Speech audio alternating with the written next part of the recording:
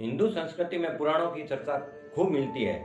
इन्हीं पुराणों में से एक है शिव महापुराण। तो क्या है इस पुराण में? सिर्फ कहानियां या कहानियों के जरिए कुछ और बताने की कोशिश की गई है। दोस्तों, मैं एस्ट्रोलॉजर अनुज आपका हमारे इस यूट्यूब चैनल में हार्दिक स्वागत करता हूँ। दोस्तों, शिव पुराण हमारे 18 महापुराणों में से एक महापुराण है। हमारे सनातन धर्म में 4 वेद हैं, 6 शास्त्र है और 18 महापुराण है।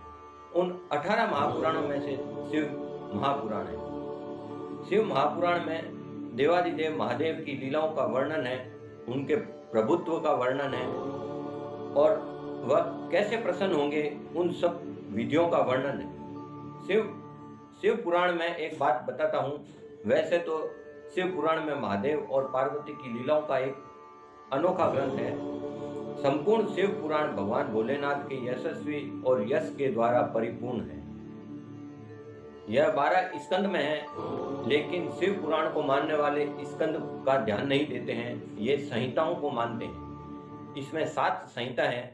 यह 7 संहिताओं में बटा हुआ शिव पुराण है। शिव पुराण के अलग अलग संहिता में महादेव की लीलाओं का वर्णन है। शिव पुराण में भगवान भोलेनाथ के रूपों का और उनकी महिमा का वर्णन किया गया है। इस पुराण में 24,000 श्लोकों का वर्णन है और यह 6 खंडों में विभाजित है। शिव पुराण के पहले स्कंद में शिव पुराण की महिमा का वर्णन है। शिव पुराण का के जो दूसरा स्कंद है उसमें शिवलिंग की पूजा और उसके प्रकार का वर्णन बताया गया है। शिव पुराण का जो तीसरा स्कंद है, जिसे हम उमा खंड कहते हैं, उसमें शिव पार्वती की कथा का वर्णन है। इसी प्रकार से शिव पुराण का चौथा स्कंद है, वह कुमार खंड के नाम से जाना जाता है। स्वामी कार्तिकेय और भगवान शिव की कथा का वर्णन है।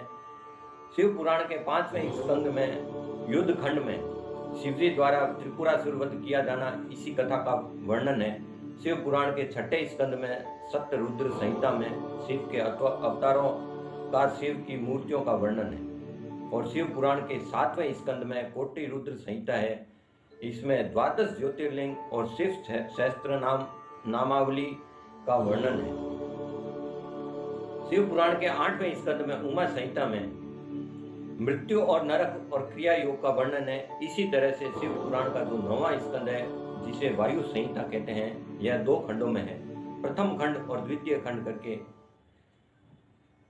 पूर्व खंड में शिव के अर्धनारीश्वर स्वरूप का वर्णन है और द्वितीय खंड में शिव धर्म और शिव मूर्तियों का, शिव की विभूतियों का वर्णन है। जो व्यक्ति शिव पुराण को पढ़ता है उससे भगवान शिव प्रसन्न होते हैं और शिव की कृपा से उसे भोग और मोक्ष दोनों की प्राप्ति होती है।